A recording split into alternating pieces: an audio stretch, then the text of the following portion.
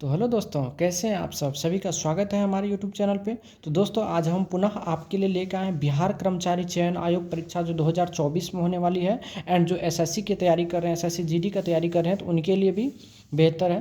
तो चलिए स्टार्ट करते हैं हम लोग। पहला क्वेश्चन दिख रहा होगा।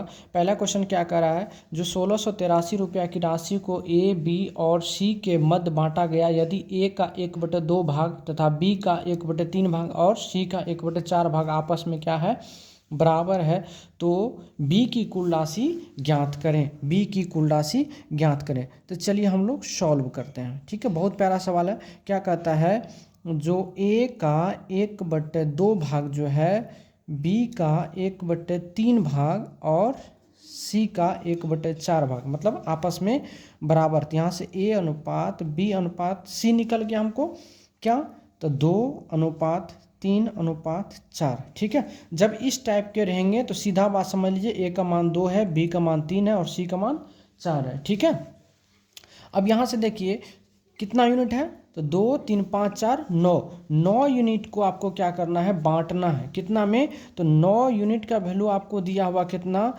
1683। ठीक है, 9 यूनिट का वैल्यू कितना है, 1683। तो 1 यूनिट का अगर आप वैल्यू निकालेंगे तो हो जाएगा 9 का 9 7 78 9 8 72 6 और 9 63। मतलब क्या, 1 यूनिट का वैल्यू हो जाएगा 187 रुपया। आपसे क्या पूछ रहा है, बी का है, तो बी का है 3 यूनिट, 3 यूनिट का वैल्यू निकाल दीजिए। 187 गुना हो जाएगा 3, अर्थात ये हो जाएगा कितना, 18×3 = 54, यानी 561 रुपया। कितना निकल जाएगा, 561 रुपया। ये आपका आंसर हो गया। ठीक है, एक बात याद रखिएगा इसमें कंसेप्ट, जब कोई वैल्यू x बटे, जैसे मान चलिए a रहता है, y बटे b रहता है और z बटे c रहता है, जब इस टाइप का रहे तो यहाँ से आप डायरेक्ट समझ लीजिए x बराबर a, ठीक है, और y बराबर b, ठीक है, और z बराबर c है। याद रहेगा बात। ठीक है, मैं उम्मीद करूँ ना आपको समझ में आ गया। चलिए, तो आपका पहला आंसर क्या होगा, ये हो जाए। ठीक है, चलिए अगला क्वेश्चन। अगला क्वेश्चन देखिएगा, कह रहा 3 नल पी क्यू आर अलग अलग किसी हौज को क्रमशः 12, 15 तथा 18 घंटे में भर सकते हैं। एक अन्य नल एस जो 20 घंटे में भरे हौज को खाली कर सकता है, तो चारों नल को एक साथ खोल देने पर जो है टंकी कितने समय में भर जाएगी। जब इस टाइप के सवाल रहे तो एकदम आप क्या करिए, सभी का एलसीएम लीजिए। तो पी का वैल्यू कितना है, 12 पी हो गया, क्यू का वैल्यू कितना है 15 और आर का वैल्यू कितना है 18। ठीक है, और यहाँ से देखेंगे एस का वैल्यू, तो एस का वैल्यू कितना है 20, और ये क्या करता है, खाली करता है। बाकी सब क्या करता है, भरता है, तो प्लस होगा, और ये खाली करता है तो माइनस। सभी का क्या करेंगे, एलसीएम लेंगे। जब हम एलसीएम लेंगे तो हो जाएगा कितना, 180। जब एलसीएम लेंगे तो कितना हो जाएगा, 180। अब 12 से भाग देंगे तो 15 12 180 होता है, 15 से भाग देंगे तो 12 हो जाएगा, 18 से 10 और 20 से होता है 20 9 9। ठीक है, अब चलिए, अब ये क्या हो गया, क्षमता हो गया कितना, 1 घंटा में। ठीक है, चलिए तो देखिए 12 घंटा में 180 लीटर भरता है, तो 1 घंटा में कितना लीटर, 15 लीटर। यानी आपको क्या निकालना, चारों एक साथ कराना है, यानी 4 क्या, P plus Q plus R plus क्या S, तो S क्या हो रहा है, माइनस हो रहा है, तो क्या हो जाएगा 180 बटे चारों का क्षमता जोड़ लीजिए, कितना होगा, तो इधर से होगा क्या, 15 प्लस 12 प्लस 10 माइनस 9, तो ये होगा कितना, 180 बटे क्या हो जाएगा बताइए, तो 15 12 27 1 28। अगर काटेंगे इसको 4 से काटेंगे तो 4 से होगा, 4 चौके 16, 4 पंचे 20, 4 7 28। अगर इसको तोड़ेंगे तो 7 6 42, 3 45, इतना आवर। ये आपका आंसर हो गया। ठीक है, तो ये आपका समय, ये आंसर हो जाएगा। जब इस टाइप के सवाल रहे तो तुरंत आप एलसीएम ले लीजिए। एलसीएम में क्या करिए, सभी के टाइम से भाग दीजिए, मतलब 180 में भाग दीजिए। ये जो एलसीएम निकलता है ये कुल घनत्व होता है, क्या होता है, कुल घनत्व होता है, और ये जो निकलता है ये टोटल हो गया क्षमता। ठीक है, यानी काम करने की क्षमता। बात समझ में आई। चलिए अगला क्वेश्चन की ओर चलते हैं हम लोग। अगला क्वेश्चन क्या कहता है देखिए, करा 20 संख्या का औसत 22 है। तो सबसे पहले 20 संख्या का औसत क्या है 22 है, तो 20 संख्या का एवरेज कितना है 22 है, तो टोटल कितना हो जाएगा बताइए, तो टोटल हो जाएगा 22 गुना कितना 20 यानी कितना 440। कोई दिक्कत? अब आगे पढ़िए, करा पहली 11 संख्या का औसत कितना है 23 है, यानी 11 संख्या कितना औसत है 23 है, 11 संख्या का औसत कितना है 23 है, तो टोटल कितना होगा, तो 23 गुना 11, तो 23 दिन हो जाएगा कितना 230 यानी 253 हो जाएगा, कितना 253। अब चल लास्ट में 10 संख्या का औसत कितना दिया हुआ है, 10 संख्या का औसत है 20, तो बताइए टोटल कितना हो जाएगा, तो 20 गुना 10 यानी कितना 200। अब देखिए 10 संख्या प्लस 11 संख्या प्लस 10 संख्या कितना हो 21 संख्या होगा, तो इन दोनों को जोड़कर इन दोनों को जोड़ दीजिए आप और इसमें से क्या करिए घटा लीजिए इसमें से, तो यहाँ लिखेंगे हम जो 11वीं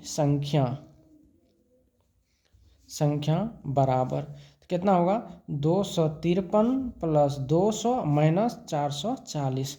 अब इसको अगर जोड़ेंगे तो अभी होगा 453 माइनस 440 यानी कितना 13, ये आपका आंसर हो गया। तो अर्थात 11वीं संख्या कौन सा हो जाएगा, ये हो जाएगा। ठीक है, बात समझ में आई? चलिए अगला बात समझेंगे।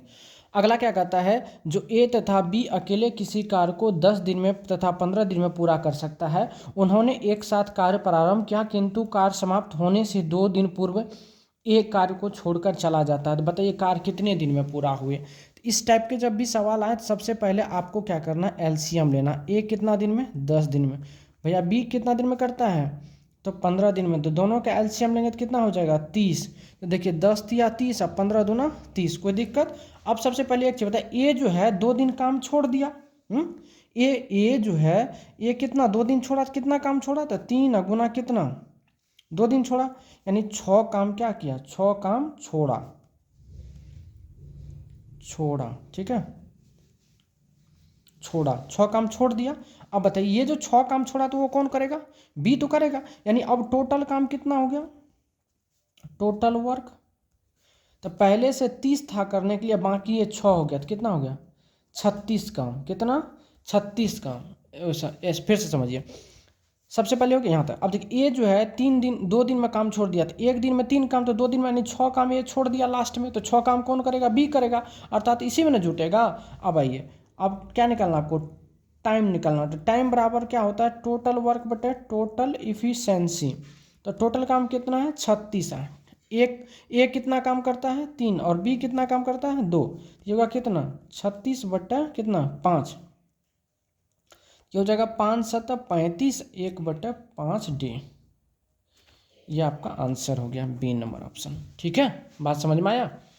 फिर से समझिए, कह रहा ए जो है, क्वेश्चन पढ़ते हैं, ए तथा बी अकेले किसी काम को जो है 10 दिन तथा 15 दिन में पूरा करते हैं, उन्होंने एक साथ काम करना प्रारंभ किया किंतु कार्य समाप्त होने से 2 दिन पूर्व ए कार्य को छोड़कर चला जाता है, तो कार्य कितने दिन में समाप्त होंगे। ठीक है, तो ए 10 दिन में करता है, बी 15 दिन में करता है, दोनों का एलसीएम निकालिए, एलसीएम हो गया 30, मतलब टोटल काम कितना हो गया, ये जो होता है ये कुल काम होता है, कुल काम होता है। अब कहता है ये जो है कार्य समाप्त होने से 2 दिन पहले छोड़ दिया, मतलब 3, ये अगर पूरा कार्य करता 2 दिन तो 6 काम करता, लेकिन ये तो छोड़ दिया, तो अब काम कितना हो गया 30 पहले से है और 6 काम ये बढ़ गया 36 काम। 36 काम कौन मिलके किया, ए और बी दोनों मिलके किया, अर्थात इतना। ठीक है, चलिए आइए अगला सवाल पे आते हैं। अगला सवाल बहुत बढ़िया है, देखिए कह रहा एक परीक्षा में 70% छात्र गणित में, 80% छात्र भूगोल में और 160 छात्र दोनों में विषय में उत्तीर्ण हुए, तो कुल छात्र की संख्या है। अब एक चीज बताइए, टोटल कितना हो गया, तो 70 प्लस कितना 80 बराबर कितना हो गया 150% हो गया। अब बताइए छात्र जब भी पास करेगा तो 100% ना, तो एक्स्ट्रा कितना हो गया, मतलब 150 माइनस कितना 100 बराबर कितना, यानी 50% ऐसे विद्यार्थी है जो दोनों में पास हुआ है, तो 50% का वैल्यू कितना दिया आपको, जो 160 छात्र, तो 100% का वैल्यू कितना होगा। बहुत आसान सवाल है, 50 दूना 100, 16 दूना 32, 320, ये आपका आंसर हो गया। समझें, तो 70% किसमें छात्र गणित में 80% दोनों मिला कितना होगा 150। तो जब भी परसेंट पास होता है विद्यार्थी किसी भी एग्जाम में तो 100% ही होता है। तो 100 से जो एक्स्ट्रा हो गया मतलब वो दोनों विषय में पास किया, तो मतलब कितना एक्स्ट्रा हुआ 50%। 50% ऐसे छात्र जो गणित में भी पास किया और भूगोल में भी किया। तो टोटल कितना 160 छात्र ऐसे जो दोनों विषय में पास हुआ। तो 50% वैल्यू 160 हो गया, तो 100 का कितना हो गया 320 हो गया। बस यही निकालना था। आगे आइए, अगला आ रहा है जो कोई धनराशि 5 वर्ष में चक्रवृद्धि ब्याज पर 5 वर्ष में चक्रवृद्धि ब्याज पर 2 गुनी हो जाती है तो कितने वर्षों में 8 गुनी हो जाएगी। बहुत अच्छा सवाल है। क्या करिए, जो 5 वर्ष कितना 5 वर्ष में कितना गुनी 2 गुनी हो रही है। ठीक है, तो कह रहा 8 गुनी होने में कितना समय लगेगा 8 गुनी। ठीक है, कितना समय लगा। अब एक चीज़ बताइए, तो 2 पे पावर अगर आप 3 करेंगे तो 2 पे पावर 3 करेंगे तब ना 8 होगा।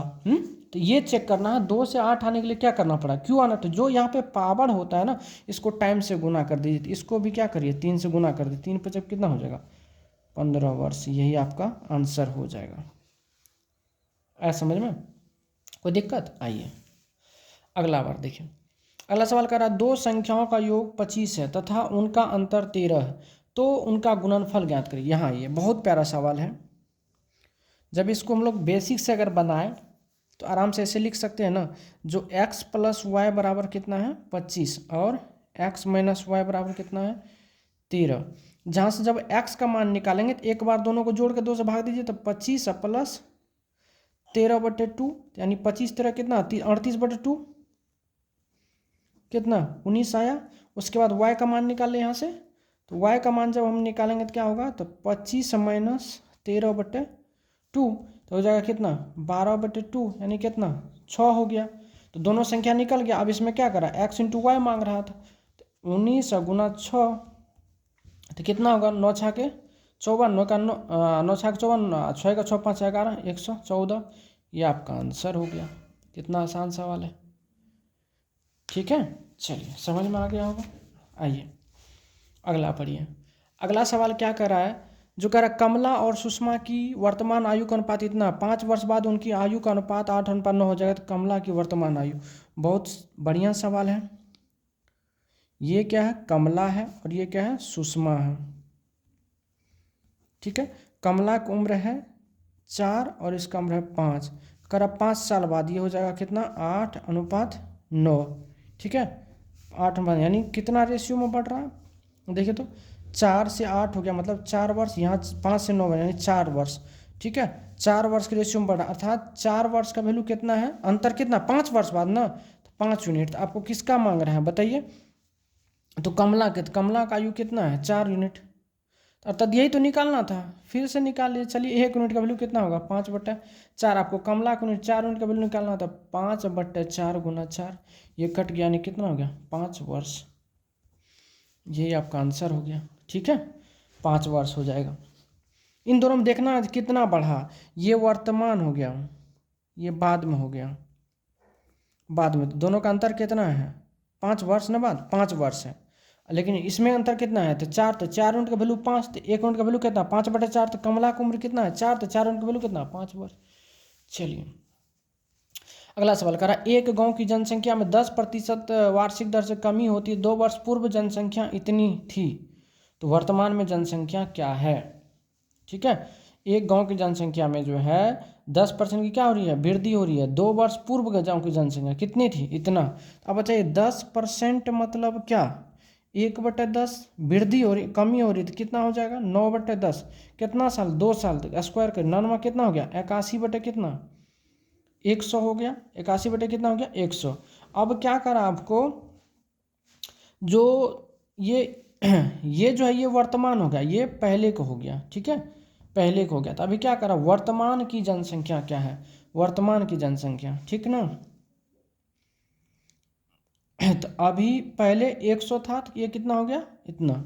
चलिए निकालते हैं, ये होगा कितना 100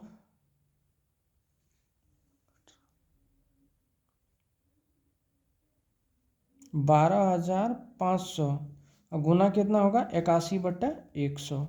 2 जीरो खत्म कर दीजिए, ये हो गया कितना 10,125 हो जाना चाहिए। ठीक है, अगर आप गुना करेंगे तो एक बार देख लेते हैं गुना सही है कि नहीं।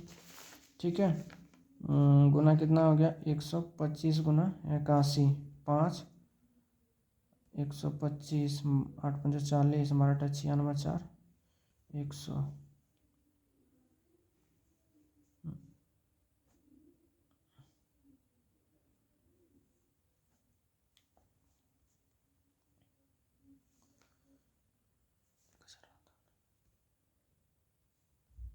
ठीक, ये आपका सही है। जनसंख्या क्या हो रहा है, घट रहा है ना। तो एक चीज बताइए, 2 वर्ष पहले जनसंख्या कितना था, क्या कहते हैं 12,000 इतना। अभी भी वर्तमान में जनसंख्या क्या हो रहा है, 10% की घटिए रहा, प्रत्येक साल 10% घट रहा है। तो वास्तविक बात है कि जनसंख्या घटेगा बढ़ेगा तो नहीं। तो ऑलरेडी क्या होगा ये, जब घटेगा तो सीधा गुना कर देना, पहले के जनसंख्या वर्तमान में निकालना, जब कहे बाद का पूछता तो अलग निकालते हैं, पलट के गुना करते हैं। ठीक है, आ जाइए यहाँ पे हम बात करते हैं।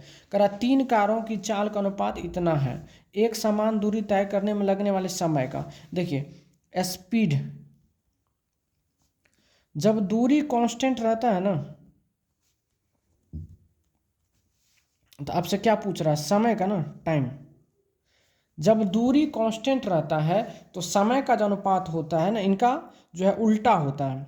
जब इनका निकालना है, सपोज दैट एक ही निकालना, तो इसको झाँप लीजिए, इन दोनों गुना करिए, 4 पंचे कितना हो गया 20। जब इनका निकालना तो इसको झाँप लीजिए, तो 3 पंचे कितना हो गया 15। जब इनका निकालना तो इसको झाँप लीजिए, 4 तिया कितना हो गया 12। यही आपका क्या हो गया, आंसर हो गया। तो आंसर हो गया 20:15:12, ये आपका आंसर हो गया। समझ में आया कि नहीं। ठीक है, जब आपका दूरी कांस्टेंट रहता है तो स्पीड जो है क्या होता है, स्पीड का उल्टा क्या होता है, टाइम होता है। इसका उल्टा निकाल दिए। जब इस टाइप का रेशियो होता है तो इनका निकालना है तो इनको झाँप के दोनों गुना कर दिए, इनका निकालना है इनको झाँप लीजिए, जिनका निकालना है उसको झाँप करके बाकी को गुना कर दीजिए। ठीक है, तो मैं उम्मीद करता हूँ दोस्तों आप लोग को यहाँ तक के क्वेश्चंस में कोई प्रॉब्लम और कोई समस्या नहीं आया होगा। और अगर आता है तो आप हमसे संपर्क कर सकते हैं, मैं अपना व्हाट्सअप कर देता हूँ। ठीक है,